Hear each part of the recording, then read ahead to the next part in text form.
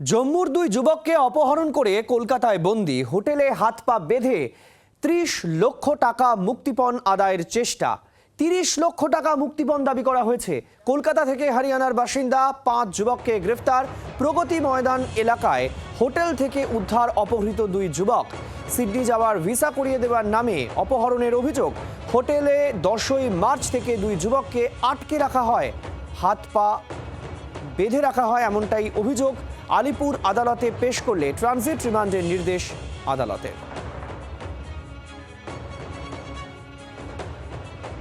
জম্মুর দুই যুবককে অপহরণের অভিযোগে কলকাতা থেকে ৫ জন অপহরণকারীকে গ্রেপ্তার করেছে জম্মু কাশ্মীর পুলিশ। এই মুহূর্তে আমরা আলিপুর আদালতে রয়েছি। আলিপুর আদালতে জম্মু কাশ্মীর পুলিশের টিম তারা রয়েছে এবং যে দুজন যুবক তারা এখানে দাঁড়িয়ে রয়েছেন, মূলত তাদেরকে অপহরণ করা হয়েছিল এবং যে ঘটনা সেটা হচ্ছে তারা জম্মুর বাসিন্দা এবং তাদেরকে সিডনি নিয়ে যাওয়ার কথা বলা হয়েছিল এবং সেখানে না নিয়ে গিয়ে প্রথমে তাদেরকে কলকাতায় নিয়ে আসা হয়। এরপরে বাড়িতে ভিডিও কল করা হয় এবং বাড়িতে ভিডিও কল করে মুক্তিপণে কয়েক লক্ষ টাকা চাওয়া হয় এবং সেই খবর পাওয়ার পর পরিবারের তরফ থেকে জম্মু কাশ্মীর পুলিশকে জানানো হয় এবং যে নম্বরের সূত্র ধরে ফোন করে মুক্তিপণের টাকা চাওয়া হয়েছিল সেই সূত্র ধরে জম্মু কাশ্মীর পুলিশ তারা তদন্ত শুরু করে এবং তদন্ত শুরু করার পর তারা কলকাতায় পৌঁছে এবং কলকাতা পৌঁছে তারা প্রগতি ময়দান এলাকার একটি হোটেলে পৌঁছে এবং সেখান থেকেই এই দুজন যুবক তাদেরকে হাত পা বাঁধা অবস্থায় তারা উদ্ধার করেছে এবং এই গোটা ঘটনার সঙ্গে যে ৫ জন যুক্ত তাদেরকে ইতিমধ্যেই গ্রেপ্তার করা হয়েছে।